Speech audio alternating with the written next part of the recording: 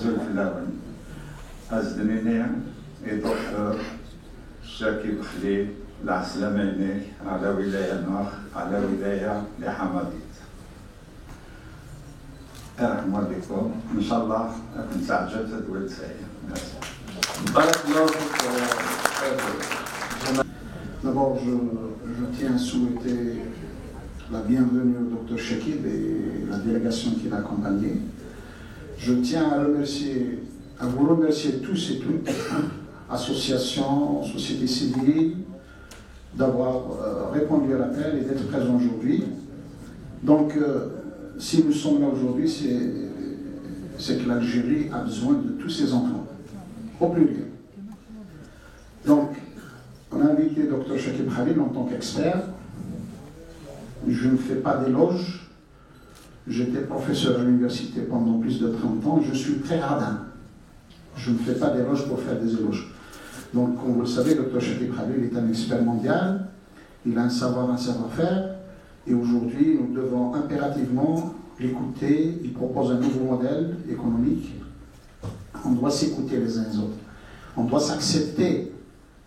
La différence, c'est une richesse.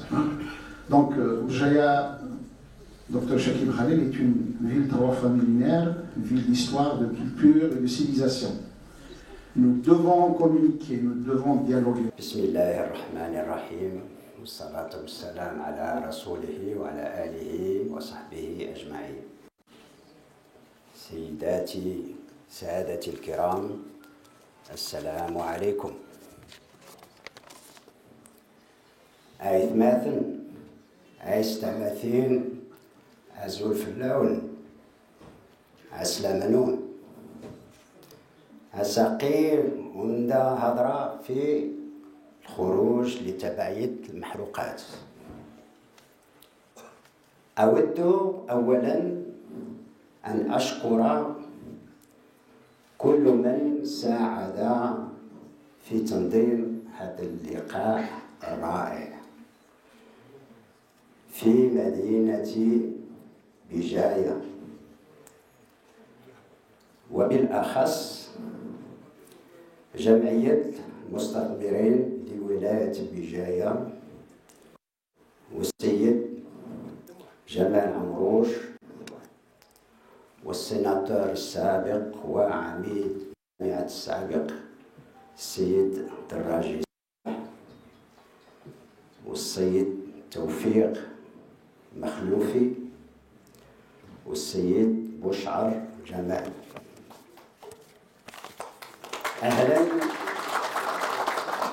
أهلا وسهلا بكم إذن إلى هذه المحاضرة. سأحاول أن أتكلم بالعربية وأترجم بالفرنسية في نفس الوقت كي كل الناس تفهم بوضوح ما أقوله لكم في هذه المحاضرة. سأتكلم في هذه المحاضرة على الخروج من تبعيات المحروقات،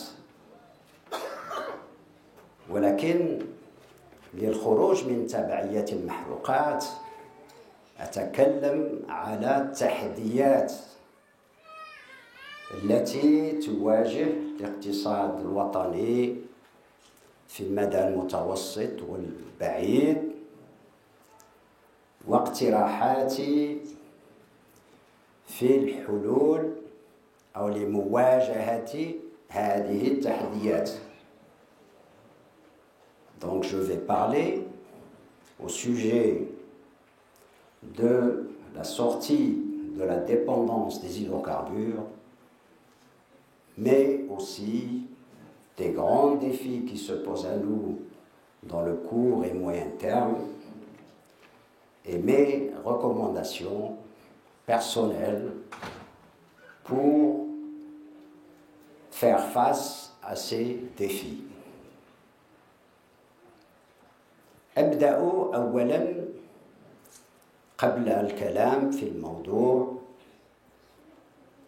أتكلم على 3 نقط.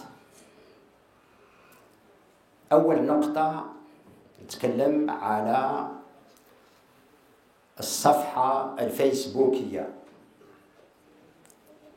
كما تعرفون عندنا صفحة يتبعها أكثر من 670 ألف متتبع من الجزائر والعالم. فيها ننشر كثير من المقالات، كثير من المنشورات، كثير من الفيديوهات تهم المواطن البسيط. مثلا نشرنا فيديوهات على أسباب انخفاض وارتفاع الدينار،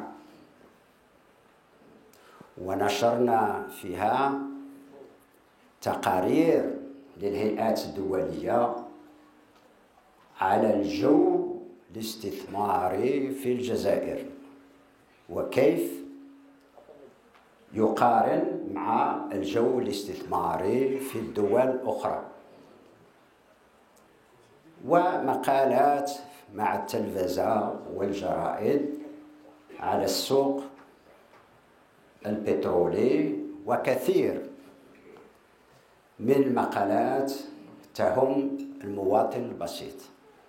إذن تفضلوا وادخلوا في هذه الصفحة، لأنني أتبادل مع كل واحد الذي يدخل في هذه الصفحة كل الآراء وكل الانشغالات، ويعني كل ذلك شخصياً أرد على كل الأسئلة وعلى كل الملاحظات. Donc je vais parler sur 3 points d'abord avant de parler du sujet propre. Le premier, c'est je parle de notre page Facebook qui est suivie par plus de 670 000 fans algériens et étrangers à travers le monde. Dans cette page, nous échangeons des idées, nous échangeons des études, nous échangeons des vidéos et nous publions beaucoup de vidéos, beaucoup de publications. Par exemple, nous avons publié des vidéos sur les raisons de l'augmentation ou la baisse du taux du dinar par rapport aux autres devises. Nous avons aussi publié des articles ou bien des rapports des agences internationales comme la Banque mondiale, comme le Fonds monétaire international, sur l'environnement d'investissement en Algérie par rapport à l'environnement d'investissement dans les pays environnants ou d'autres pays similaires. Et beaucoup d'autres publications avec la télévision, avec les journaux, sur le marché pétrolier, surtout dans les semaines récentes qui ont précédé. Donc je vous demande, à ceux qui ne sont pas déjà dans la page Facebook avec nous, d'entrer dans cette page et échanger avec nous vos idées, débattez vos idées avec nous directement, parce que vous allez apprendre beaucoup de choses, mais c'est nous aussi qui allons apprendre de vous, de vos problèmes locaux. Donc c'est très important pour nous de vous avoir sur cette page. النقطة الثانية أتكلم عليها وهي لماذا نتجول في الولايات ونتكلم عن الموضوع. نريد تنوير وتثقيف المواطن البسيط على تحديات تواجه أو ستواجه الاقتصاد الجزائري في المدى المتوسط البعيد واقتراحاتنا كيف نواجه هذه التحديات. لماذا؟ أولاً وجدنا بأن فيه قلة الاتصال بين المواطن وبين المسؤولين في كل المجالات. هذا السبب الأول. السبب الثاني هو المواطن البسيط لا يهمه ما يجري في 5 أو 10 سنوات، يهمه مشاكله، السكن والعمل والتعليم لأولاده أو لغير أولاده، ولذلك لم يهتم كثير بأوضاع في 5 سنوات 10 سنوات. ولكن يجب أن يعرف بأن القرارات التي نأخذها اليوم عندها تأثير على ما سيجري في 5 أو 10 سنوات، وهذا حتى في حياتنا الشخصية. حتى في حياتنا الشخصية إذا قررنا ما نتابعوش تعليم جامعي مثلا، لم نتخرج من الجامعة وغير ممكن من بعد ذلك واحد يجد شغل يعني في المستوى المطلوب مثلا. ولذلك القرار الذي نأخذه اليوم عنده انعكاسات سلبية، ولكن انعكاسات إيجابية إذا أخذنا القرار المناسب، وهذا يطبق على الدولة، يطبق على الحكومة. Donc le deuxième point que je voulais dire, pourquoi nous faisons ces discussions à travers le pays. Donc c'est pour informer et pour éduquer le citoyen moyen sur les défis économiques qui pourraient se poser à nous dans les 5-10 années et nos recommandations pour faire face à ces défis. Pourquoi? Parce que d'abord, nous avons trouvé qu'il n'y avait pas tellement de communication entre nos responsables et les citoyens dans tous les domaines. Donc c'était un travail peut-être qu'il fallait faire et que nous étions disposés à le faire.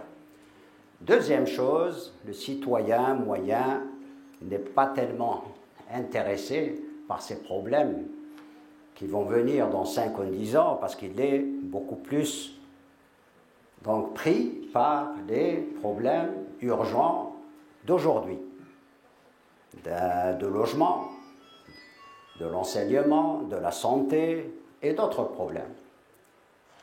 Mais il est très important que le citoyen connaisse ce qui risque de se passer dans 5 ans ou 10 ans, quand d'autres prennent des décisions, bien qu'on lui-même prenne des décisions qui vont impacter sa vie d'une manière positive ou négative. Et donc, il est très important qu'ils connaissent ça. Et j'ai donné comme exemple une personne qui décide de ne pas aller à l'université. Cette décision, donc, peut être négative pour lui parce qu'en n'allant pas à l'université, il n'aura pas les diplômes nécessaires pour faire peut-être une profession qu'il aurait souhaité faire.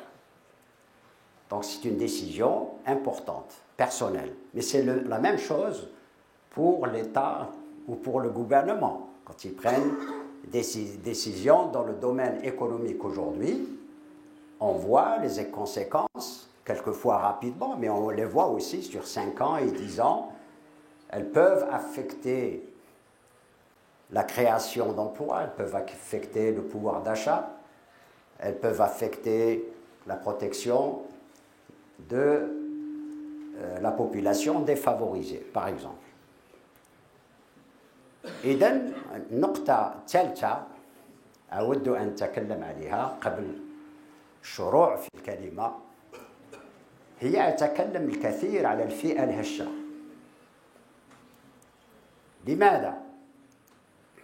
لأن غير ممكن تتكلم عن الاقتصاد إذا لم يكن هناك استقرار اجتماعي، استقرار سياسي. إذا أنجزنا كل ما أنجزنا في 20 سنوات ماضية من طرقات ومن جامعات ومن مدارس ومن موانئ ومن مطارات ومن سكن وغير ذلك، لأننا عشنا 20 سنة من استقرار اجتماعي سياسي. وكما نعلم في العشرية السوداء دمرت الاقتصاد ديالنا وهجرت كثير من المواطنين من البادية إلى القرى الكبيرة. كي نعطي مثل لماذا لم تكن هناك نمو وتحسين في المعيشة إذا لم تكن هناك استقرار اجتماعي سياسي. ولذلك سد احتياجات الفئة الهشة مهم، والعدالة الحقيقية اجتماعية نتكلم عليها مهمة، لأنها تضمن الاستقرار الاجتماعي، الاستقرار السياسي للبلد، ويجب أن نتكفل بها.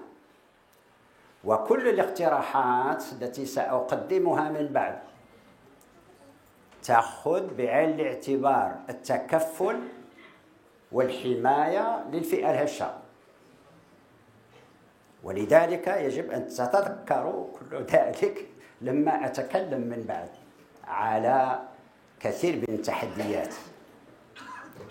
Donc le troisième point que je voulais adresser, c'était la classe défavorisée et pourquoi on doit toujours s'assurer donc de remplir les besoins économiques, sociaux de cette classe. Cela est clair parce que ça nous permet donc la stabilité sociale et politique qui est nécessaire pour un développement économique continu dans notre pays. Et j'ai donné l'exemple des 20 dernières années. 20 dernières années, nous avons pu construire ce que nous avons construit en termes de routes, en termes de ports, en termes d'aéroports, en termes d'universités, en termes d'écoles, en termes de dessalement d'eau de mer, je n'ai pas mentionné tout à l'heure, en termes de barrages, en termes de logement, satisfaire les besoins basiques de notre population grâce à la stabilité sociale et politique du pays. Et si notre économie a été détruite pratiquement durant la décennie noire, c'est un peu l'exemple de ce qui pourrait se passer si nous n'avons pas la stabilité sociale et économique, parce que la décennie noire a conduit donc à la déplacement de toute une population vers les centres, disons, les grandes villes de notre pays. Et ces populations avaient besoin donc de beaucoup de choses. d'électricité, elle avait besoin de logement, elle avait besoin de gaz de ville, elle avait besoin d'eau, elle avait besoin à partir de zéro, puisque ces populations se sont déplacées. Donc je voulais vous rappeler que c'est un élément qui est important, qui est primordial dans toute stratégie de développement. Et donc, nous allons discuter de cette question, de cette justice sociale, mais une vraie justice sociale que nous proposons et qui nous permettrait donc d'assurer cette stabilité sociale et politique. إذن الآن أتكلم عن الموضوع ديالنا اليوم هو التحديات والاقتراحات كيف نواجه التحديات. وأبدأ بما هو الهدف في النمو الاقتصادي ديالنا. بطريقة بسيطة هي خلق فرص عمل، تحسين القدرة الشرائية، وحماية الفئة الهشة. إذا نقدروا نعملوا هذه الثلاث أشياء حنا تسمى حلينا المشاكل ديالنا. إذا كيف خلق فرص عمل؟ ماشي غير أي فرص عمل، فرص عمل حقيقية، فرص عمل بأجور منافسة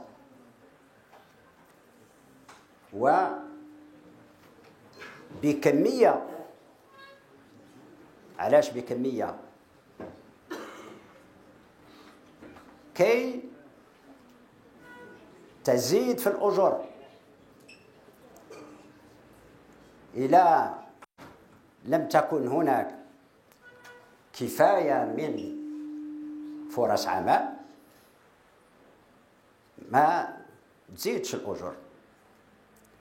ماذا بينا احنا تكون الفرص عمل أكثر مما يتطلبه المتعاملين الاقتصاديين، لأن ماذا بينا المتعاملين الاقتصاديين هما اللي يتنافسوا على العمال، ماشي العكس، باش تزيد في الأجور.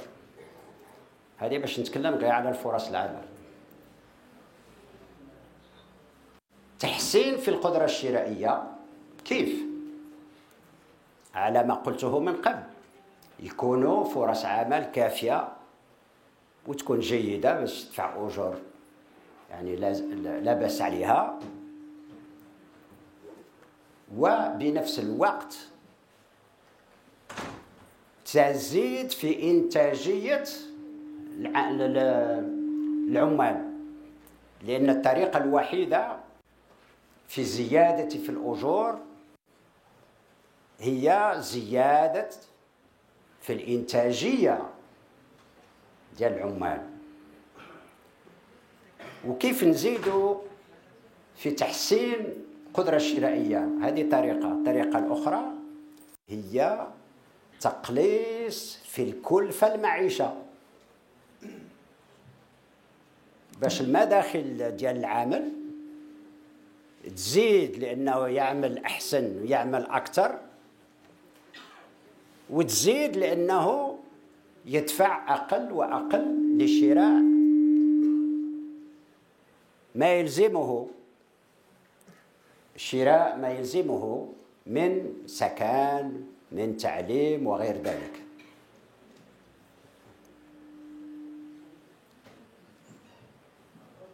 والأخير النقطة هي نقطة حماية الفئة الهشة، نتكلم عليها من بعد.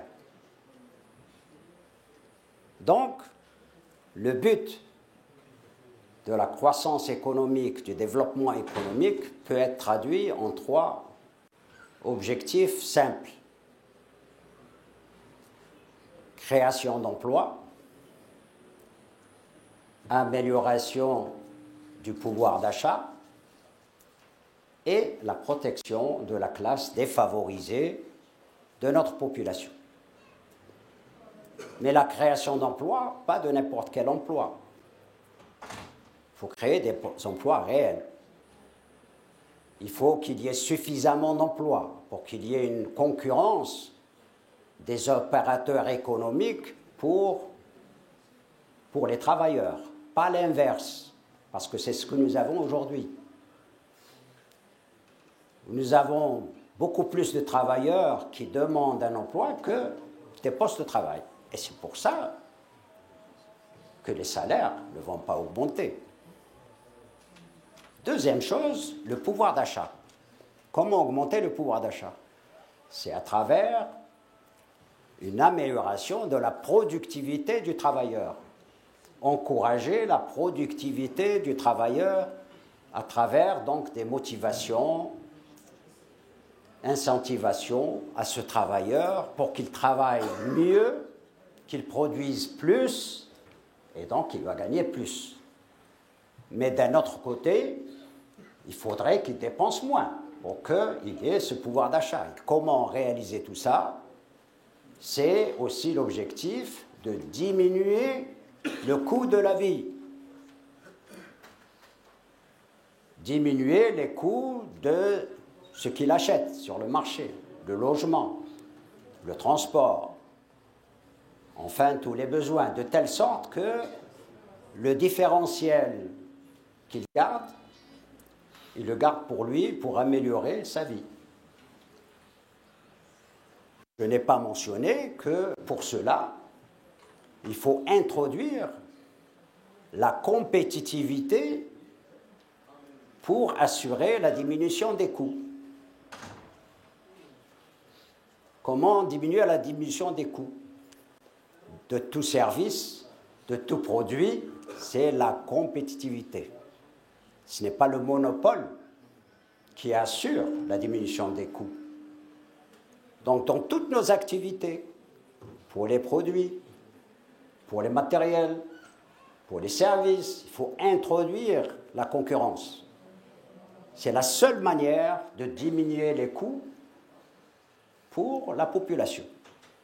Lui donner le choix entre les différents services, lui donner le choix entre ce dont elle a besoin pour se loger, etc. Donc ça, c'est un élément qui est très très important. Enfin, le dernier point, c'était la classe défavorisée et l'assurance de combler les besoins de cette classe.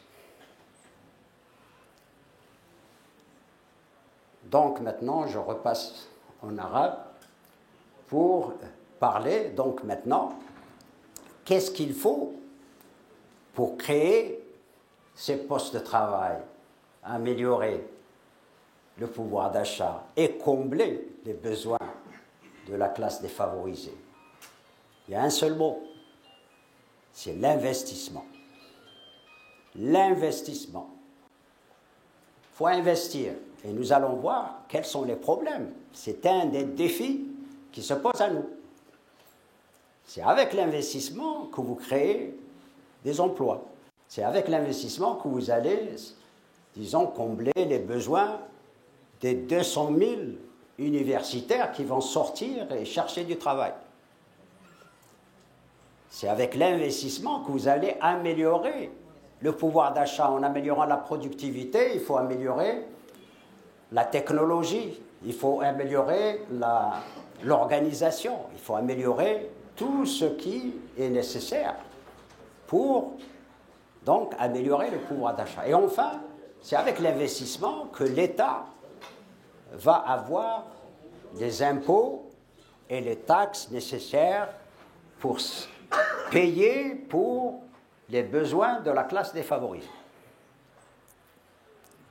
إذن كيف نسد احتياجات من فرص عمل وتحسين القدرة الشرائية وغير ذلك عن طريق الاستثمارات. ما فيهاش طريقة أخرى ونتكلم عليها من بعد. إنه التحدي الكبير في المدى المتوسط المدى البعيد للجزائر، لأن بلا استثمار لم تخلق فرص عمل جديدة، لم تحسن في القدرة الشرائية، ولم تغطي مطالب للفئة الهشة. إذن تبقوا بهذه الفكرة الاستثمار. ونذهب الآن إلى الإيرادات الدولة، إيرادات الحكومة. نبدأ بإيرادات بالعملة الصعبة. كما تعرفون 100% من العملة الصعبة تجي من قطاع المحروقات، ولذلك إذا 100% من المداخل بالعملة الصعبة تجي من قطاع المحروقات، عندما ترتفع أو تنخفض أسعار البترول تنخفض أو ترتفع مداخل بالعملة الصعبة. ونتكلم من بعد كيف يؤثر عليها أشياء أخرى.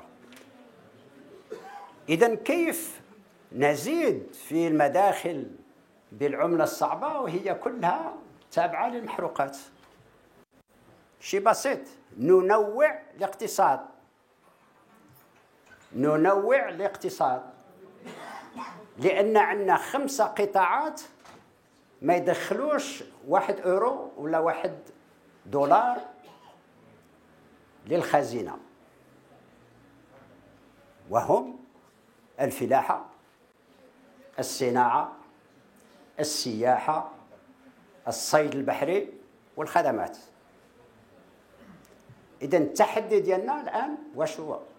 تنويع الاقتصاد. لماذا؟ لأننا إذا نوعنا الاقتصاد ويكون المداخل ماشي 100% من المحروقات، يكونوا نقولوا 50% محروقات و50% من القطاعات الأخرى بالعملة الصعبة. يعني كل سعر البترول يزيد ولا ينقص يضر غير 50%، ما يدورش 100%، ما يدورش مداخل 100%. ولذلك نصل إلى استقرار في المداخل بالعملة الصعبة ديالنا بهذه الطريقة، ومحدها المداخل. نسبة المداخل، أنا نتكلم على نسبة المداخل، مش نقول المداخل بالعملة الصعبة من المحروقات تنزل، لا، ممكن تبقى كما هي الآن، ولكن النسبة ديالها في المداخل بالعملة الصعبة تتقلص، حتى تتقلص وهي تكون عندها أقل وأقل يعني انعكاس على المداخل ديالنا. ولذلك مهم كثيرا تحدي لتنويع الاقتصاد. تنويع الاقتصاد كي نستقر في المداخل، ولما نستقر في المداخل نبقى نخطط ونبقى نطور مشاريع، نبقى تكون عندنا رؤية في المدى البعيد. لأن الآن يطلع يهود نعاود نغيروا، واش هذوك المشاريع وقفوهم شحال 5 سنوات هما واقفين، ومن بعد سعر البترول يزيد نعاودوا؟ لا، مش هذه الطريقة. إذا كانوا المداخل ديالنا بالعملة الصعبة مستقرة وتزيد كل سنة شوية شوية، على الأقل نخطط على هذا الأساس. إذن مهمة بكثير. Donc j'avais parlé des investissements, et pour commencer, j'ai parlé du budget de l'État, et du côté du budget, les rentrées en devises. Et les rentrées en devises aujourd'hui sont à 100% venant des hydrocarbures. Et donc, quand le prix des hydrocarbures monte et descend, c'est 100% qui monte et qui descend. Donc si vous avez 30 milliards cette année, si le prix du pétrole diminue de 50%, vous allez avoir 15 milliards. Donc c'est un impact très important. Et donc quel est le défi? Le défi, c'est de diversifier l'économie. Parce qu'il y a 5 secteurs de notre économie qui ne font rentrer aucun dollar, aucune devise aux caisses de l'État. C'est l'agriculture, c'est l'industrie, c'est le tourisme, c'est la pêche et c'est les services.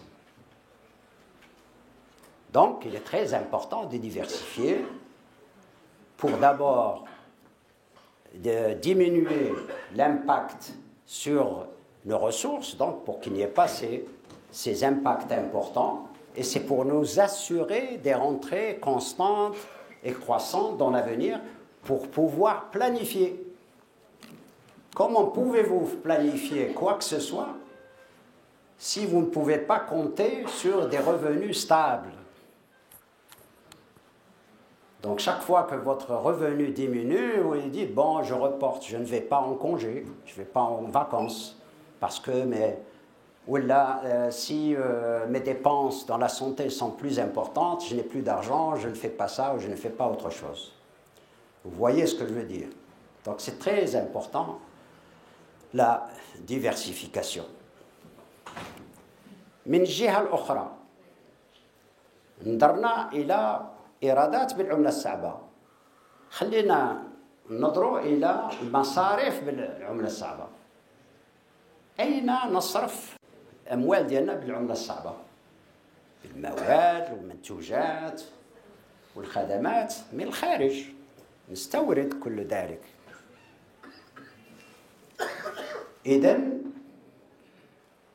إذن التنويع الاقتصادي اللي تكلمنا عليه من ناحية المداخل مهم حتى من ناحية المصارف، لأن احنا حنصرفوا على المواد والمنتوجات والخدمات اللي ممكن ننتجها هنا في الجزائر. لذلك مهم يعني نوع الاقتصاد باش حتى نقلصوا من المصارف بالعملة الصعبة. إلا زدنا من جهة مصارف بالعملة الصعبة بالتنويع وقلصنا منها لأن أخذت المكان تاع واحد المواد اللي كنا نجيبوها من قبل، المداخل ديالنا راه تزيد تبارك الله. ولذلك مهم كثيرا نمشي في هذا الطريق. هذا باش نعطيكم فكرة على التنويع. الآن نتكلموا على الميزانية، بصح ما نتكلموش غير على العملة الصعبة، نتكلموا على كل المداخل بالعملة الصعبة والعملة المحلية. لما تنظر إلى ذلك عندنا في المداخل في الميزانية 60% من المحروقات من المداخل و40% من الضرائب والرسوم. هذا باش نتكلم على الضرائب والرسوم. إذا نوعنا الاقتصاد، واش تفكروا يصير للضرائب والرسوم؟ غادي يزيدوا، لأن أنت ما تقدرش تصدر من الفلاحة والصناعة وهذه إلا ما سديتش احتياجات تاع الاقتصاد الوطني أولا. ولذلك الآن ماشي راهم يدفعوا هاد الضرائب العالية لأن ما وصلوش إلى المستوى اللي يصدروا فيها. لما يوصلوا إلى المستوى اللي يصدروا نربحوا من عملة صعبة، ولكن نربحوا حتى من الضرائب والرسوم اللي غادي يدفعوها، لأن احنا نطوروا هاد القطاعات. إذن طريقة أخرى بالعملة المحلية نزيدوا في المداخل الدولة، لأن نوعنا الاقتصاد. ولكن طريقة أخرى نتكلموا عليها من التحديات، كيف نزيد في الضرائب؟ ما نقدروش نزيدوا، ولكن إلا ماشي احنا نجمعوا كل الضرائب اللي يلزم نجمعوها، خصنا نحسنوا التسيير تاع تجميع الضرائب باش نزيدوا في الضرائب. كاين الناس بزاف مش راهم يدفعوا ولا ما يدفعوش كفاية وغير ذلك. إذن تحسين في تسيير الدولة في جمع الضرائب مهم كتحدي. هذا من ناحية. الناحية الأخرى تكلمنا عليها زيادة في الضرائب لأننا نوعنا، ولكن كان فيه فئة نتكلموا عليها من بعد، وهي الفئة متعاملين في السوق الموازية ما يدفعوش ضرائب. واش تفكروا إلى يدفعوا الضرائب واش يصرى؟ غادي نزيدوا نزيدوا في المداخل ديال الدولة. والآن غادي نتكلموا على المصارف للدولة لكل شيء. احنا وصلنا ضروري للجوهر هو الاستثمارات، لأن كل هذه المداخل واش نصرفوهم؟ نصرفوهم على أي مجال؟ المصارف تاع الدولة نصرفوها في الدعم، دعم الأسعار، هي السياسة المتبوعة في الجزائر. الدولة دعم الأسعار، تدفعها في الأجور وتدفعها في الاستثمار. احنا وصلنا للاستثمار.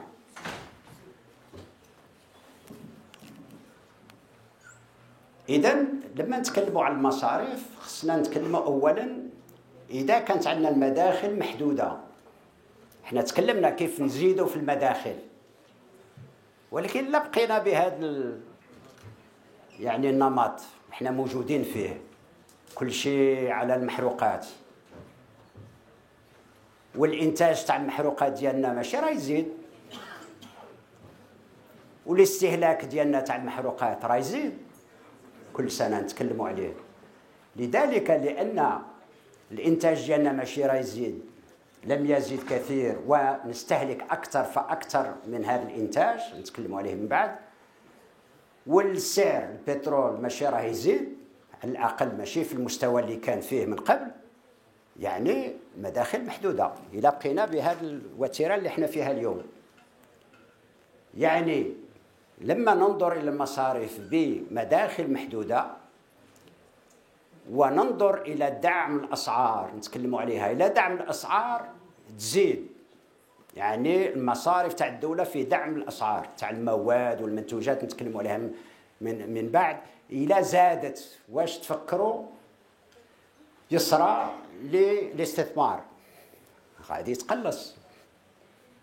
كما رئيس عائلة عنده الأجور ديالو وممكن مثلا يصرف كثير على الصحة ديالو في هذاك الشهر، ما يبقالوش كثير باش يصرف على الأشياء الأخرى. هذه نفس الشيء مع الحكومة. لذلك إذا بقينا بهذه النمط اللي احنا موجودين الآن فيه، الاستثمار تاع الدولة ما يبقاش في نفس المستوى وممكن يتقلص، وإلا ما بقاش في المستوى ويمكن يتقلص ما يخلقش فرص عمل اللي احنا نطلبوها، ما يحسنش في القدرة الشرائية، وما يكونش عنده إمكانيات لحماية الفئة الهشة. وهذا تحدي مهم. إذن ما هم التحديات من بعد كل ما قلته حتى الآن؟ هو أن نزيد في الاستثمار لهذا الخلق فرص عمل. كيف نزيد في الاستثمار؟ نتكلموا عليه. ونحسن في تسيير الدولة، احنا تكلمنا عليه، تحسين في جمع الضرائب مثلا، وتحسين في جمع ضرائب من المتعاملين في السوق الموازية. هذا التحدي مهم. Donc j'avais parlé d'abord donc du côté des revenus en devises. Maintenant, je voulais parler des dépenses en devises. Les dépenses en devises se font pour les disons tout ce que nous achetons de l'extérieur, bien sûr. Et donc un moyen de réduire ce que nous achetons de l'intérieur, c'est de les fabriquer ou de les produire chez nous. Ça veut dire le développement de tous ces 5 secteurs en exportant ces produits vont satisfaire les besoins intérieurs et vont nous réduire les besoins d'importation. Donc, si nous faisons cela, nous gagnons sur 2 côtés. D'abord, l'augmentation avec les exportations et deuxièmement, la baisse des importations.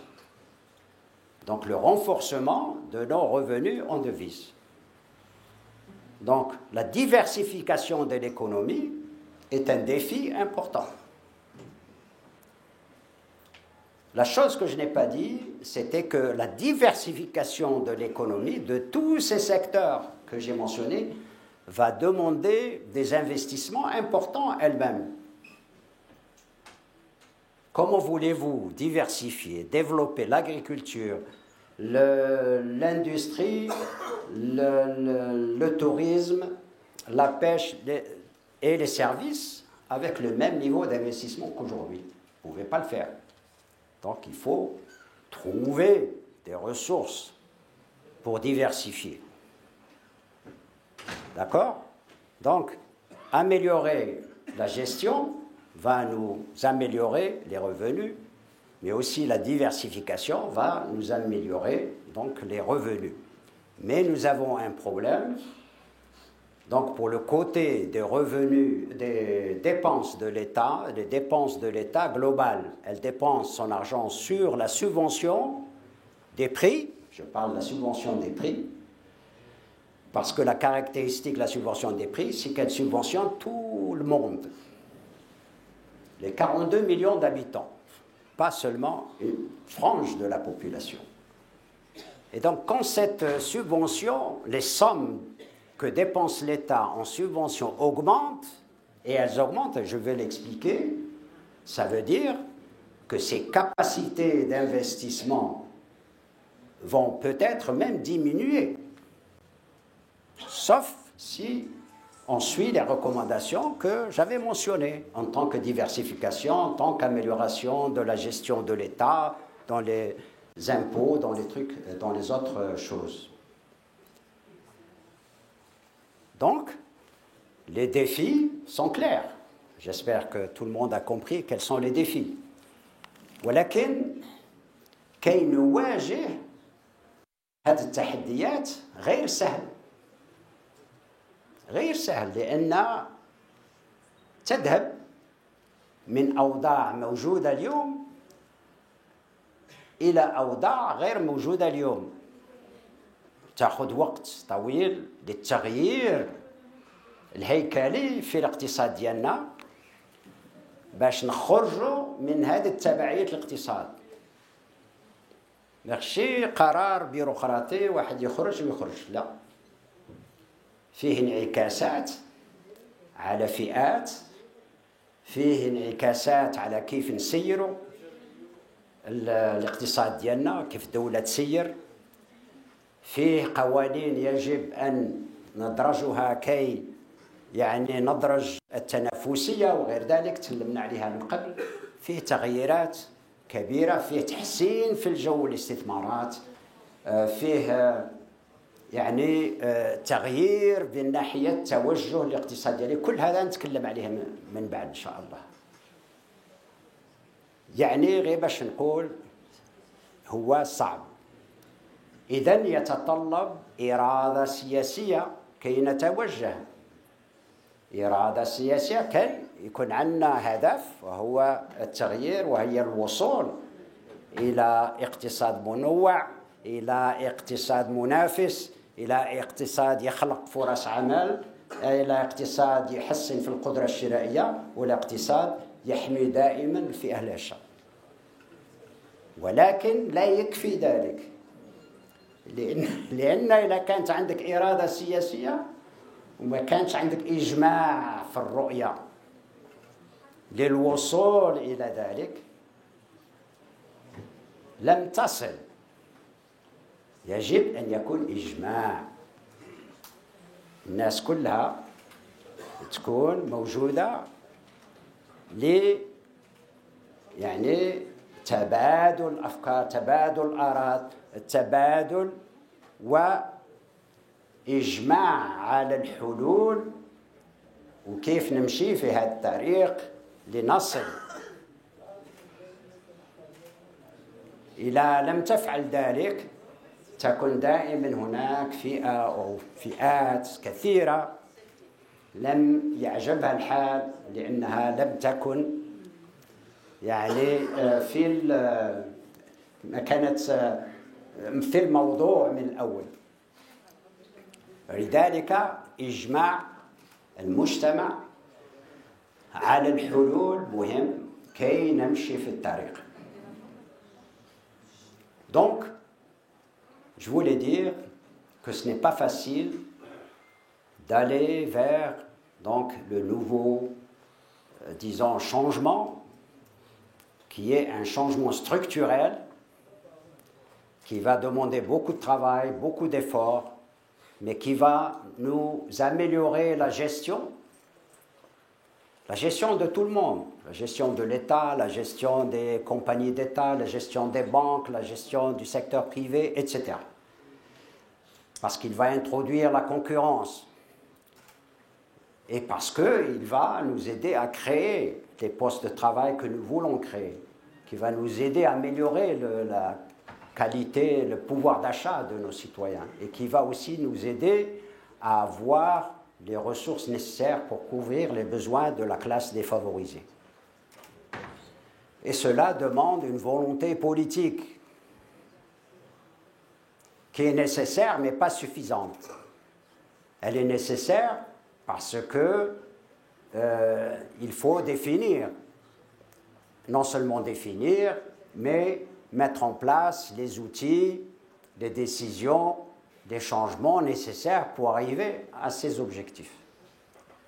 Mais aussi, je dis pas suffisant, parce qu'il faut aussi un consensus de la société pour poursuivre cette voie.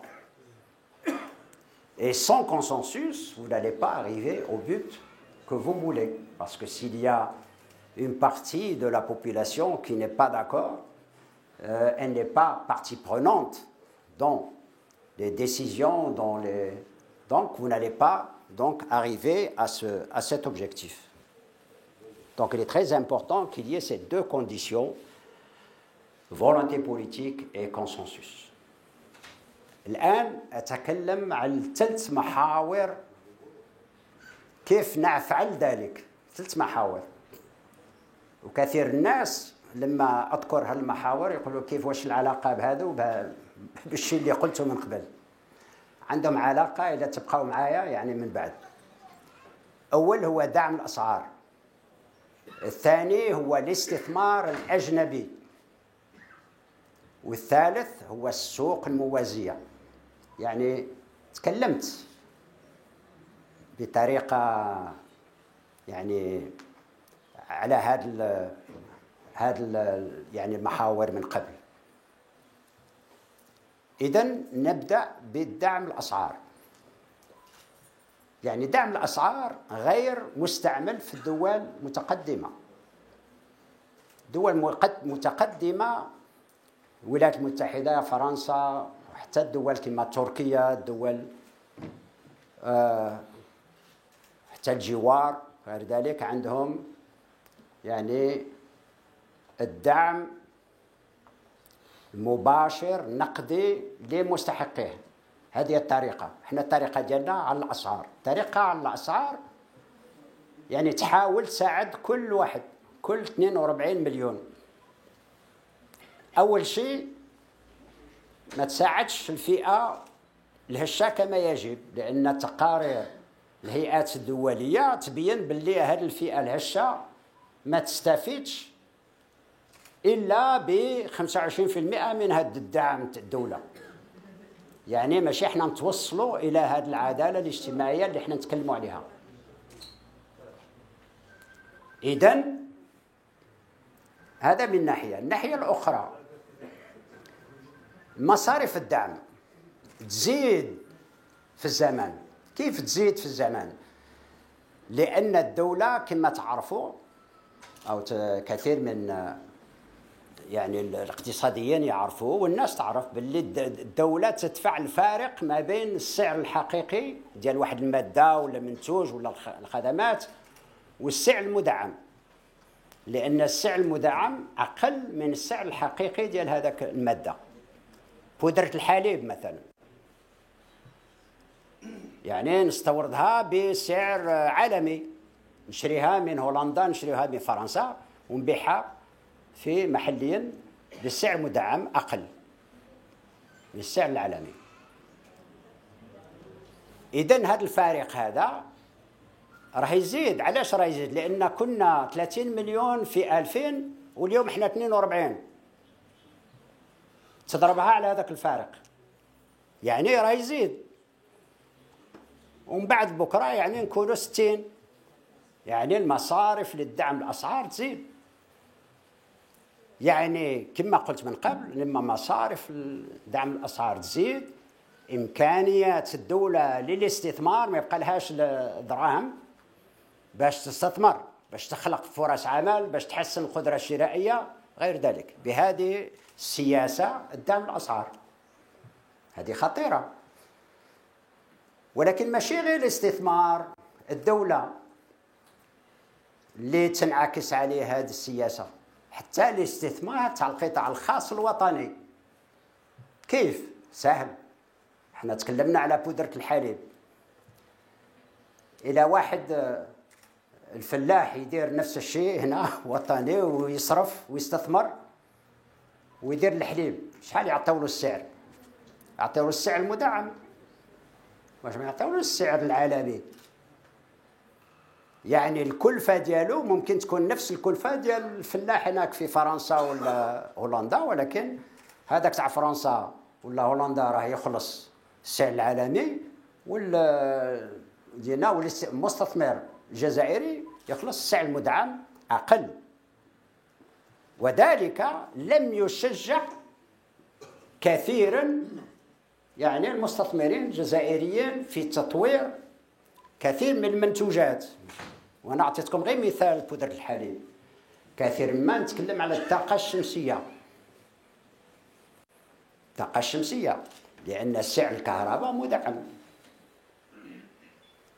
إذا حنا نستوردوا كل الإمدادات من الخارج باش نديروا يعني الوحدات الكهرباء وغير ذلك، ندفعوا يعني السعر العالمي. ولكن إذا مستثمر جزائري يولد كهرباء يعني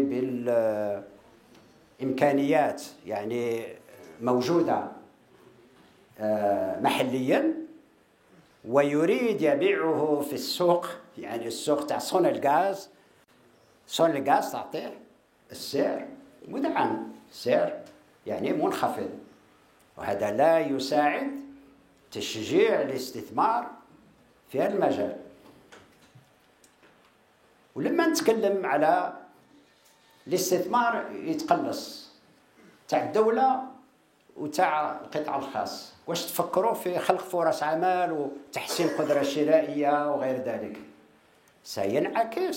سينعكس على خلق هذه الفرص عمل، لأن تتقلص إمكانيات، وحتى القطاع الخاص ما يستثمرش يعني في هذه المجالات. إذا قدرنا نخرج من هذا المشكل، الدولة تتمكن في زيادة الاستثمار، الدولة أو حتى القطاع الخاص يقدر يستثمر. خصنا ننظروا في ذلك. الشيء الآخر وهو أخطر من ذلك في سياسة دعم الأسعار، هي نحن نأكل الاحتياطي بالعملة الصعبة ديالنا. كيف؟ في 2000 كنا نستهلكوا محليا يعني 20% من إنتاج النفط ديالنا. يعني كنا ننتجوا حوالي 1,000,000، حنا مازلنا ننتجوا 1,000,000، ولكن في 2000 كنا نستهلكوا 20%. يعني كانت عندنا 80% كنا نصدروها، كان تجيب لنا العملة الصعبة. اليوم حنا نستهلكوا 40% من نفس الإنتاج محليا، يجيب لك العملة محلية ولكن أسعار منخفضة، وتصدر غير 60%، ماشي 80% اللي كنت تصدرها في 2000. واش تفكروا في ضمن 20 سنة واش يجري إلا بقينا بهذه الوتيرة وبهذا الإنتاج؟ واش تفكروا؟ ما يبقالناش بزاف من إمكانيات ربح يعني العملة يعني الأجنبية. وهذا تكلمنا عليه، تنويع الاقتصاد علاش مهم. إلا ما فعلناش تنويع الاقتصاد يجي وقت ما تكونش عندنا العملة كافية صعبة باش نستوردوا ما يلزمنا في المستقبل. هذه مهمة بكثير. ما هو الحل؟ الحل هو نعمل ما يعمله كل الناس، كل الدولات الآخرة يعني،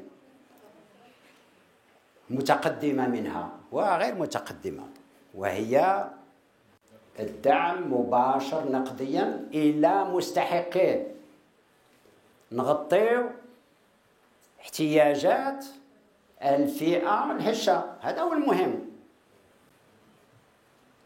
ماشي كل الناس يستحقوا هذا الدعم، كاين ناس لا باس عليهم ويستفيدون من هذا الدعم، كاين ناس حتى ماشي جزائريين ويستفيدون من هذا الدعم، من تسريب الحليب إلى المغرب أو تسريبه إلى تونس ولا المشتقات البترولية ولا من يستفيد من ذلك. هذا مهم، تغيير نموذج الدعم الأسعار إلى دعم لمستحقيه.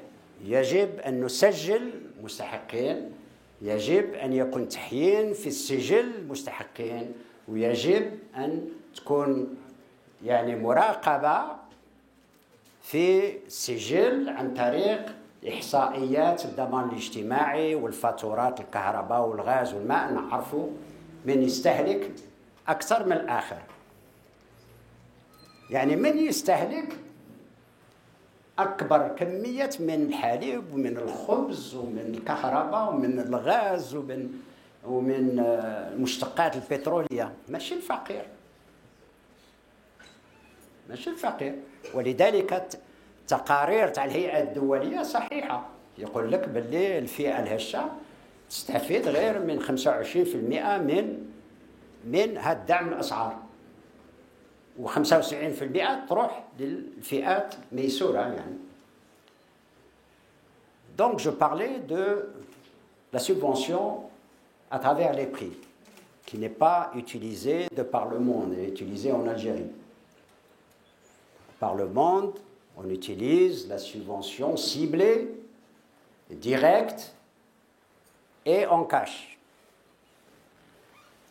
Donc vous donnez de l'argent aux gens qui en ont besoin pour couvrir leurs besoins, que ce soit pour le logement, que ce soit pour l'enseignement, que ce soit pour la santé, etc., etc. Vous assurez que c'est fait. Et donc ensuite j'ai parlé que les dépenses de l'État augmentent avec, disons, le temps. Parce que notre population était de 30 millions, on est aujourd'hui 42 millions. Donc l'État paye la différence entre le prix réel, le prix du marché, et le prix subventionné qui est plus bas. Cette différence, elle est multipliée par toute la population, parce que c'est toute la population qui en profite, pas seulement la partie pauvre de la population. Donc elle augmente. C'est ça l'important, c'est qu'elle augmente. Et si nous sommes 42 millions, dans quelques années, nous allons être 60, peut-être 80. Tabarakallah, Inch'Allah. Pourquoi pas? Et donc, elle va continuer à augmenter. Et si elle continue à augmenter, si on ne change pas de modèle, à ce moment-là, elle va affecter les possibilités d'investissement de l'État, qui est le principal, disons, investisseur en Algérie. On peut parler de l'investissement privé et national, mais il est en général fait, disons, sous le parapluie de l'État. Et donc, si les subventions augmentent, ça veut dire que les dépenses vont rester stagnantes ou bien vont diminuer. Donc, pas de possibilité d'augmenter les postes de travail, les conditions de vie, les pouvoirs d'achat et de satisfaire les besoins donc de cette fraction de la population défavorisée. Donc c'est très très important De l'autre côté, j'ai dit que non seulement c'est l'investissement qui est affecté de l'État, mais aussi de l'investisseur privé.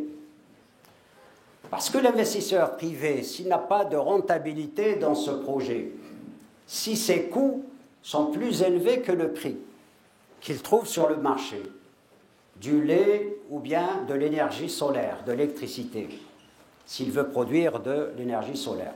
Je peux parler même de dessalement d'eau de mer, c'est la même problématique. Donc, il n'est pas encouragé à investir dans ce domaine. Là, l'autre chose qui est plus dangereuse, c'est que nous sommes en train de consommer nos devises internes, d'une manière interne. C'est-à-dire qu'en 2000, nous consommions 20% de notre production en produits pétroliers en interne. Aujourd'hui, la même production, on consomme 40%. Ça veut dire qu'en 2000, on exportait 80%. Aujourd'hui, 2018, on n'exporte que 60%. Et peut-être que si on continue avec cette même politique, vous pouvez deviner ce qui va arriver à nos réserves de devises, nos revenus de devises. D'où la problématique de diversifier le plus rapidement possible.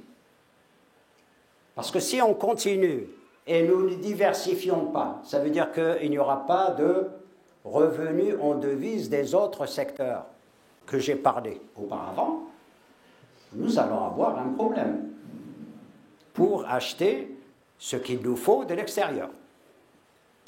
Donc il faut changer ce modèle en un modèle qui est utilisé par tout le monde. C'est le modèle de la subvention ciblée, directe, en cash, à ceux qui la méritent, à ceux qui en ont besoin, pour couvrir leurs dépenses pour une vie décente, en logement, en électricité, en gaz, en eau, etc., etc. Qui n'est pas vraiment quelque chose de très, très important quand vous commencez à évaluer.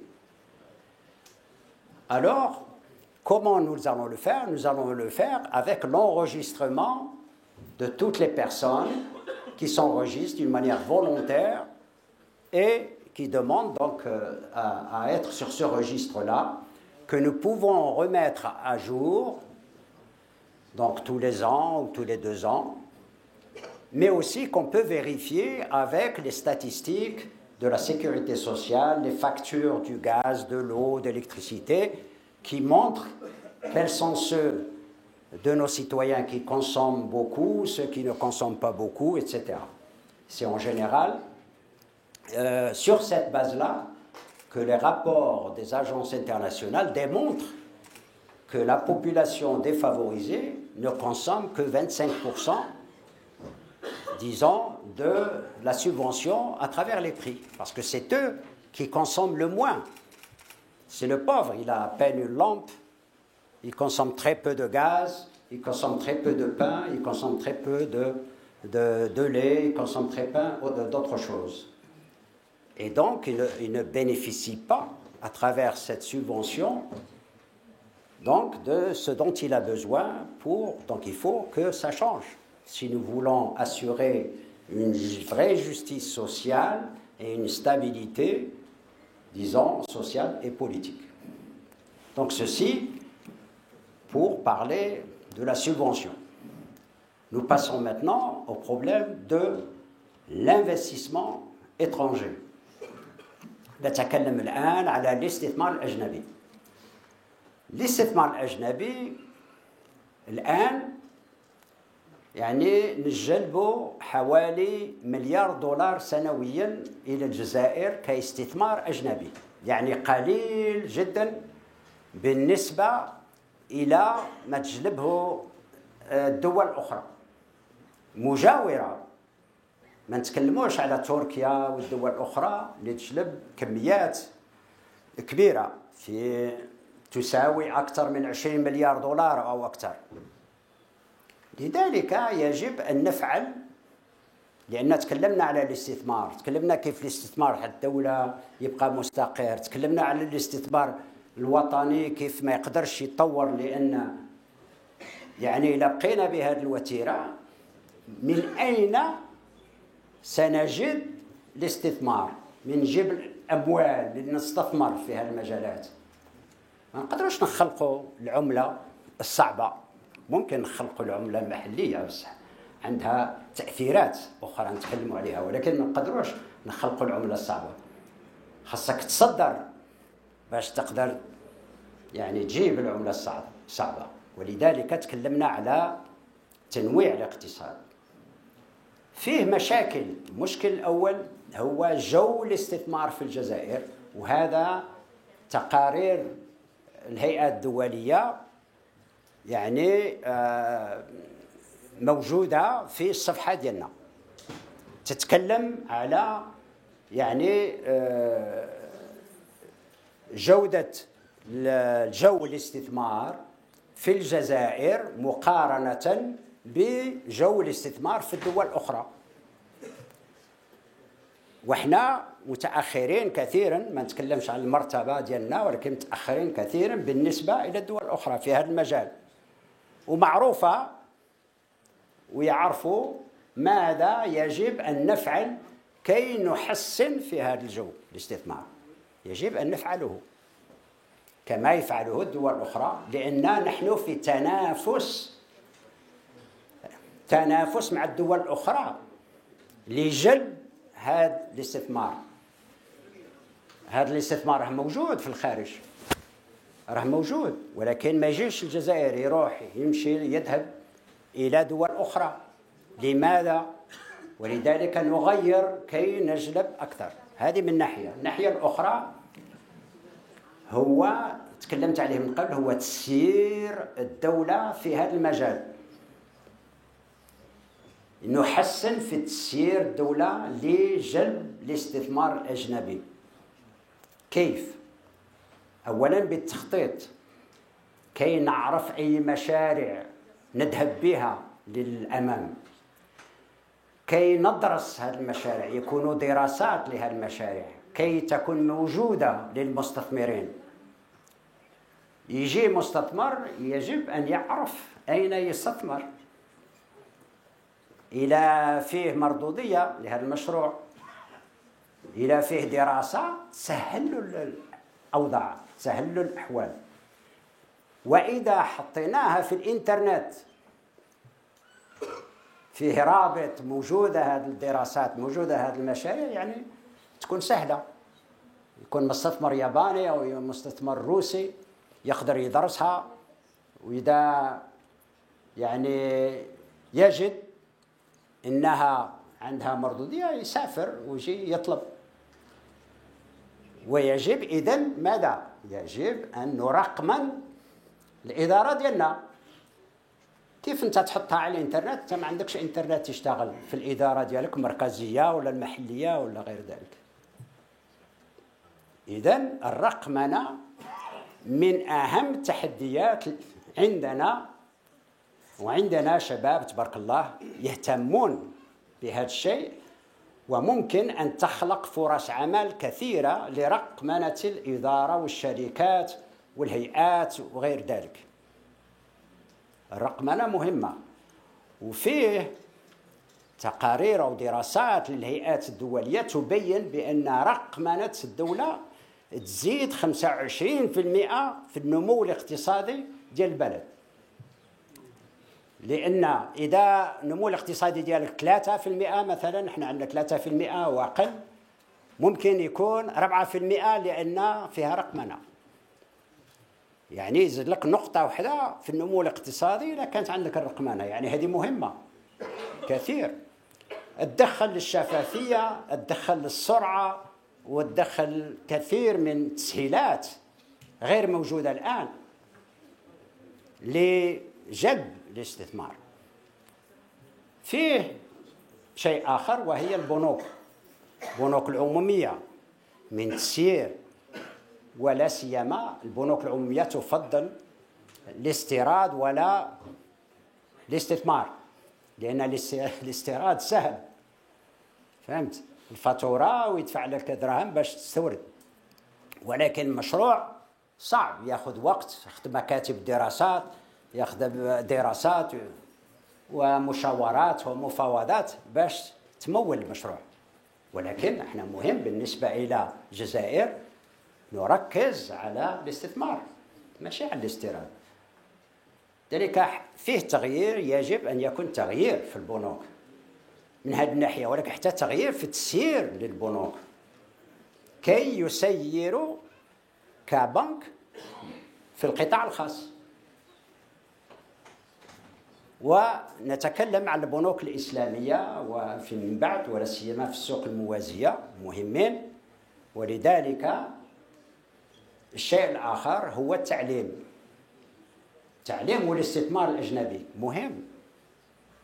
التعليم يكون في المستوى والمعايير الدولية كي المستثمر الأجنبي يجد في الجزائر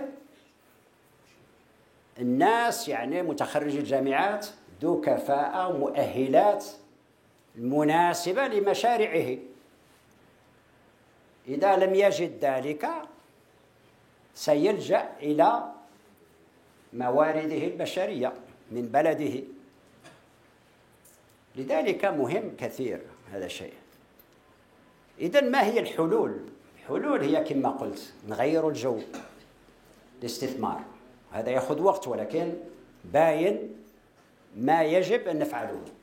ثانيا تسيير الدولة، وتكلمنا على كثير الأشياء سهل واحد يطبقها في الميدان. الأشياء الأخرى يجب أن نفعلها هي توجيه الاقتصاد ديالنا إلى إفريقيا، لأن إفريقيا فيها مليار نسمة، وإذا ربحنا غير 1% من هذا المليار يعني هي نقولوا 100 مليون مستهلك للمواد والمنتوجات الجزائرية إذا قدرنا نتوصلوا إليه.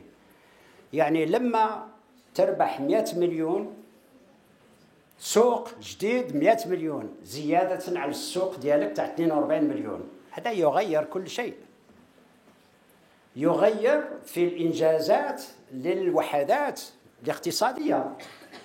أنت تنجز وحدة تاع السيارات ل 42 مليون ماشي كما يعني وحدة السيارات ل 142 مليون. والجانب الإيجابي هو أن الكلفة لإنتاج وحدة من وحدة أكبر القدرة تكون أقل. أنت لما تصنع يعني مصنع ديال 400 ألف سيارة، الكلفة لكل سيارة تكون أقل من مصنع ديال 40 ألف، لأنها تتطلب قريب نفس الشيء. ولذلك مهم كثيرا تجعل وتمكن للاقتصاد الجزائري أن يكون منافس داخليا في الجزائر وخارجيا في إفريقيا. وهذا السبب اللي مثلا الصين منافسة، تنافس في الصين وتجي تنافس هنا وتروح تنافس حتى في أمريكا. علاش؟ لأن عندهم سوق مليار نسمة في الصين، ولذلك لما يصنع مصنع هناك يصنعوا له مليار، وأمريكا عندها غير 360 مليون. لذلك لما يروحوا للسوق يروحوا بكلفة أصغر أقل، وتكون عندهم أحسن تنافسية. الشيء الآخر هو باش نوصلوا إلى إفريقيا نمروا على الجنوب ديال الجزائر. علاش الجنوب؟ لأن الجنوب أقرب، الجنوب فيه موارد بشرية، موارد طبيعية، موارد طاقوية، وفيه عنده علاقات قديمة مع إفريقيا الغربية، علاقات قديمة دينية وشخصية وغير ذلك، نستعملها في هذا المجال. ولذلك مهم كثيرا نطور الجنوب في كل الميادين كي نستعمله في تصدير. كما الآن راهم يصدروا الإسمنت من أذرار إلى إفريقيا، لكن هذا غير وحدة. لذلك ما تقدرش انت دير مصنع في الجزائر العاصمة وتصدره إلى إفريقيا وتكون منافس أحسن من مصنع في أذرار هو اللي يصدر مباشرة إلى الدول المجاورة. من الناحية الأخرى هو يعني وزارة الخارجية ديالنا يجب أن تعمل في ميدان التجارة والاستثمار لجلب المتعاملين في التجارة والاستثمار، لأنها هي موجودة في كل هذه البلدان، ويجب أن نعطيها الموارد البشرية والأموال كي تفعل ذلك. وأخيرا مناطق حرة. أنا أقترح منطقتين حرتين في الجنوب وفي الشمال كي نجلب الاستثمارات الأجنبية، نخلق فرص عمل ونربح العملة الأجنبية. هذا هما الحلول الذي أقترحه. Et donc, pour résumer en français, dire d'abord qu'il faut changer l'environnement des investissements pour améliorer l'environnement. Deuxièmement, il faut améliorer la gestion de l'État dans ce domaine. Hein, c'est très important. Et j'ai parlé de la planification, j'ai parlé de l'amélioration de la numérisation, les études, la disponibilité de ces études dans les banques de données disponibles aux investisseurs, l'amélioration de la gestion des banques et l'enseignement supérieur qui doit améliorer donc les standards de telle sorte que les investisseurs étrangers donc emploient nos jeunes sortis de l'université parce qu'ils auront les mêmes niveaux de formation que les autres universitaires de par le monde. Et là, je n'ai pas mentionné que dans ce domaine précis, je ne l'ai pas mentionné en arabe, dans ce domaine précis, il faut une coordination entre l'enseignement supérieur et les opérateurs économiques. Les opérateurs économiques algériens et étrangers se trouvant en Algérie. Parce que sans cette coordination, nous allons former des gens qui ne vont pas d'abord peut-être trouver un travail, puisque c'est les opérateurs économiques qui connaissent mieux le marché du travail dans les 5-10 années qui viennent que l'université. On ne peut pas continuer à former des gens qui ne vont pas trouver d'emploi, surtout dans les domaines pointus de la technologie et autres. Donc il faudrait cette coordination, et le plus tôt elle commence, et le mieux ça vaut pour notre université et pour notre économie. Deuxième chose, c'est l'enseignement de la langue anglaise dans nos universités. Il faut que ça change. Parce que la langue anglaise, je ne suis pas contre le français ou bien l'arabe, mais la langue anglaise aujourd'hui, c'est la langue de la connaissance, c'est la langue des sciences, c'est la langue de la technologie et c'est la langue des affaires. Et donc sans la connaissance de cette langue, vous n'allez pas développer l'expérience, vous n'allez pas développer des relations, surtout dans des domaines tels que l'économie et autres. Donc, j'ai parlé d'orienter l'économie vers l'Afrique pour essayer de capter une fraction plus importante de la population pour le marché algérien, pour rendre la production algérienne plus compétitive, parce que j'ai parlé des économies d'échelle. Quand vous construisez une usine de voitures pour 400 000, elle a un coût plus bas que si vous construisez la même usine pour 40 000 voitures.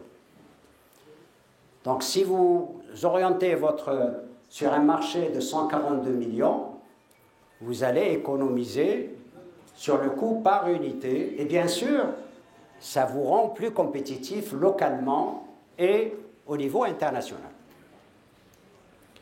Et pour se faire arriver à l'Afrique, il faut passer par le Sud. Donc il faut développer le Sud Et nous avons la chance d'avoir un Sud où il y a des ressources humaines, des ressources naturelles, des ressources énergétiques qui nous permettront donc d'être plus compétitifs en Afrique, et surtout que cette région a des relations anciennes, humaines, même religieuses, avec donc l'Afrique, surtout l'Afrique de l'Ouest. Et finalement, j'ai parlé donc des zones libres, franches, 2 zones franches au sud et au nord, pour essayer de capter l'investissement étranger, créer donc les postes de travail, mais aussi gagner des devises. Donc si on fait tout cela, ça va prendre du temps. Mais nous allons attirer l'investissement étranger.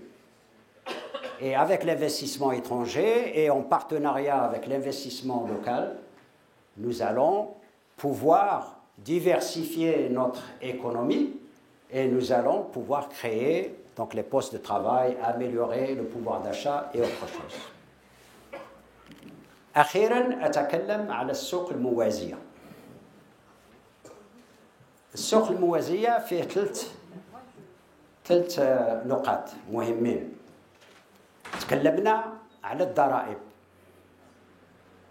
وهذا يجب أن يدفعه المتعاملين. هاد المتعاملين في السوق الموازية هم يستفيدون من نفس الخدمات ومن نفس التسهيلات لأي موظف اللي يدفع الضرائب ديالو. راهم يستعملوا الكهرباء، راهم يستعملوا الغاز، راهم الماء، راهم يستعملوا الطرقات، ولكن ما يدفعوش ضرائب. عندك موظفين يمكن هم يخلصوا أقل ولكن يدفعوا الضرائب لتغطية كل هذه الخدمات. هذا هو الأساس ديال الضرائب، والرسوم هي تروح تسد احتياجات في هذه المجالات. ولذلك من هذه الناحية وحتى من ناحية تحسين في الاقتصاد ديالنا، هذه الضرائب تساعد في المداخل الدولة، تساعد في زيادة في الاستثمار عن طريق البنوك، نتكلموا عليها من بعد. ثاني شيء نتكلموا عليه في القطاع الموازية هو التداول بالعملة الصعبة في السوق الموازية. هذا خارج عن النطاق الرسمي، هذا ما يصلحش الاقتصاد الوطني، ماشي يخدم مصالح الاقتصاد الوطني، لأنه يستفيد منه المضارب في هذا السوق ماشي الدولة. ولذلك يجب أن نخلق مكاتب الصرف كما يفعلون كل الدول الأخرى. تروح المغرب، تروح لتونس، تروح لفرنسا، تروح لأمريكا، عندهم مكاتب الصرف. السائح يروح يبدل العملة ديالو ويروح يعني في السياحة. هنا غير ممكن. هنا يجي السائح أول شيء يدور عليه هو كيف نغير هذه. مشكل. ممكن يغيروا في الجزائر العاصمة، ولكن إذا طلب يروح للصحراء ولا كيف يعمل؟ إذن هو حاجز لتطوير. يعني أعطيت لكم مثال كيف حاجز لتطوير السياحة. ما نتكلموش عن الأشياء الأخرى في السياحة. ولكن الشيء الأخير أتكلم عليه في السوق الموازية هو العملة النقدية الموجودة في الدكاكين وفي السكنات، ماشي في البنوك. إذا موجودة، من يستفيد من هذه الأموال؟ المتعامل. هو يرجع بنك، يعني يقدر يسلف الناس، ولكن واش نستفيد منه كاقتصاد؟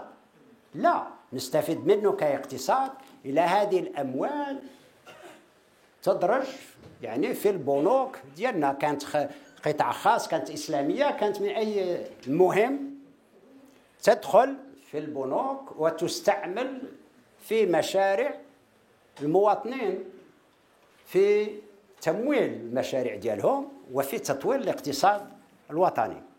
كيف نعمل ذلك؟ هو إنشاء عملة جديدة، ولكن ماشي غير يعني نخلقوها ونعطيوها وتجيب لي انت العملة القديمة ونعطيها لك، لا، خاصك تجيب لي تفتح حساب في البنك، لأن إلا غيرتها هو راه عنده يمشي يحطها في الدكان ويحطها في السكن ديالو نبقاو بنفس الوتيرة بنفس الأوضاع. ولذلك مهم تدخل إلى البنوك يفتحوا حسابات ونعطيو لهم يعني العملة جديدة، ولكن بنفس الوقت يستعملوا الفاتورات ويستعملوا بطاقات الدفع كي يبقوا يدفعون الضرائب. وإذا فتحنا مكاتب الصرف، المتعاملين مكاتب الصرف يدفعوا الضرائب ديالهم والرسوم للدولة، والأموال هذه اللي كانت موجودة تدخل وتستعمل في البنوك. أولا البنوك ترجع قوية بهذه الأموال، تتقوى البنوك، ولما تتقوى البنوك يكون فيه مجال لتمويل مشاريع ديال المواطنين. Donc, pour le troisième point, qui est le dernier point, c'est le marché parallèle. Il y a 3 points. Le premier point, c'est les impôts qui ne sont pas payés par les opérateurs qui travaillent dans ce domaine. Donc, il faut qu'ils payent les impôts pour améliorer les rentrées de l'État et pour améliorer les capacités de l'État de réaliser des projets pour la création d'emplois et autres. Deuxième point, c'est donc le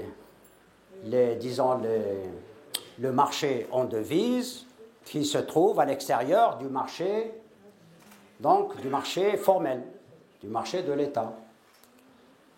Et dans tous les pays du monde, y compris les pays voisins, il y a des agences de change dans lesquelles vous pouvez changer votre monnaie étrangère. Et en particulier, les touristes qui viennent chez nous n'ont pas cette possibilité, surtout s'ils vont au sud, pour échanger la monnaie d'une manière officielle et d'une manière transparente sur le marché, comme tout le monde. Et donc, ça n'encourage pas. Ça peut encourager quelques-uns, mais ça n'encourage pas la grande majorité des gens qui veulent avoir des opérations transparentes, des opérations formelles de changement de leur devise. Le dernier point, c'est, je l'ai mentionné, donc, c'est la monnaie donc, en cash qui se trouve dans les maisons et dans les magasins des opérateurs du marché parallèle et qui n'est pas donc utilisée dans notre économie pour financer des projets de développement économique. Et donc, je propose la création d'une monnaie nouvelle qui ne soit délivrée à celui qui veut l'échanger que s'il ouvre un compte dans une banque de telle sorte qu'il ait un compte et qu'on lui donne donc la nouvelle monnaie et qu'il commence à travailler avec des factures et des comptes et des cartes débit.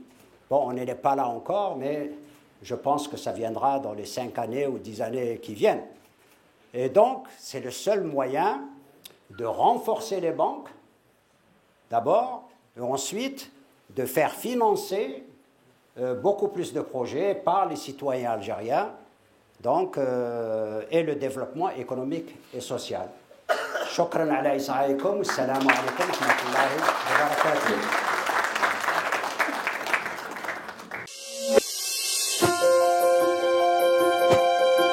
لا تنسوا زيارة موقع الدكتور خليل شكيب. نتكلم عن الاقتصاد، عن الطاقة وعن العلم.